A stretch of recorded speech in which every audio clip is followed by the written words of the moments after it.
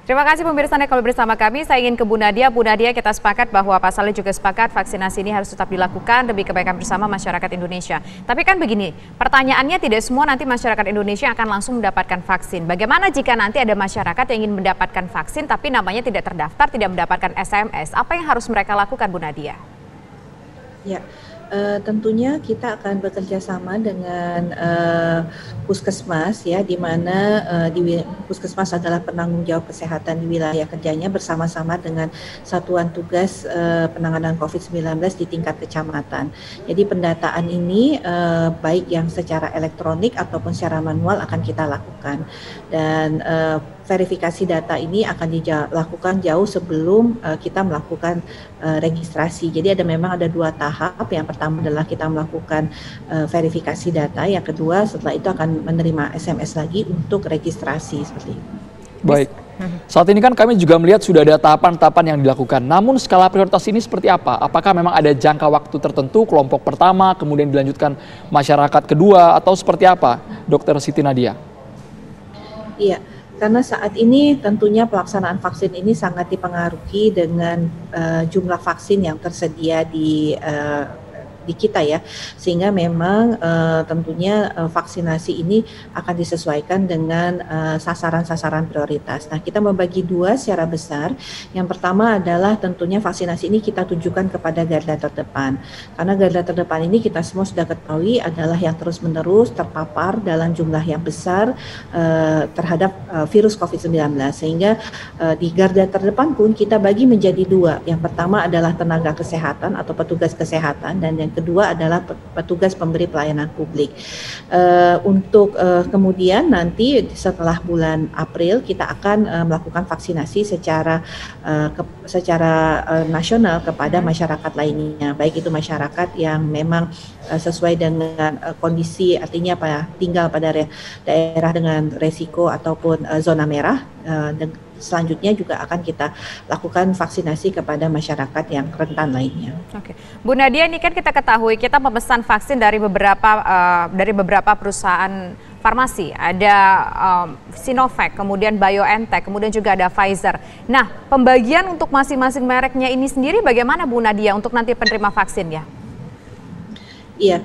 Jadi pertama, mengapa kita punya beberapa jenis merek vaksin? Karena kita tahu bahwa vaksin-vaksin ini memiliki keunggulan dan kelemahan, dan tentunya jenis vaksin yang satu akan menutupi kelemahan daripada vaksin lainnya. Jadi misalnya vaksin untuk lansia ya di atas 60 tahun, pada saat ini Sinovac belum mendapatkan rekomendasi baik dari Badan POM maupun juga dari ITAGI untuk diberikan pada usia lebih dari 60 tahun.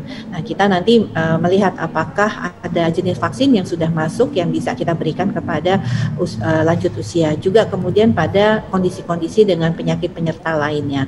Pada prinsipnya adalah kita ini membutuhkan jumlah vaksin yang cukup besar, 426 juta dosis vaksin. Yang pasti produsen tidak satu pun yang bisa menyediakan single produsen untuk jumlah seperti ini. Bu Nadia, ini kan kalau untuk Sinovac ini sudah pasti ya, ada yang komorbid tidak bisa divaksin, lewat dari usia tertentu juga tidak bisa divaksin. Tapi untuk vaksin yang lainnya, misalnya Pfizer, BioNTech, apakah itu bisa untuk orang-orang yang punya komorbid atau penyakit tertentu, Bu Nadia? Iya.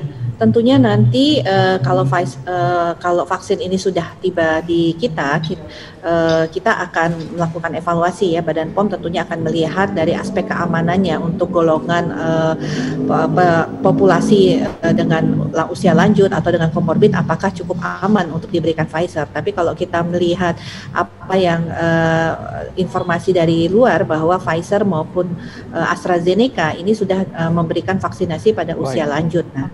Baik, kita ke Bang Saleh Daulay. Saat ini sudah tercantum program vaksinasi dari pemerintah 181,5 juta, Bang Saleh, dan akan mendapatkan SMS notifikasi. Mau tidak mau masyarakat yang dapat SMS harus divaksin. Bang Saleh melihatnya seperti apa dengan tahapan yang sudah disusun sedemikian rupa oleh pemerintah ini? Jadi kita sebetulnya soal pendataan ini sudah diskusi yang cukup lama kemarin itu. Saya kira ada sampai lebih dari 2 jam ya.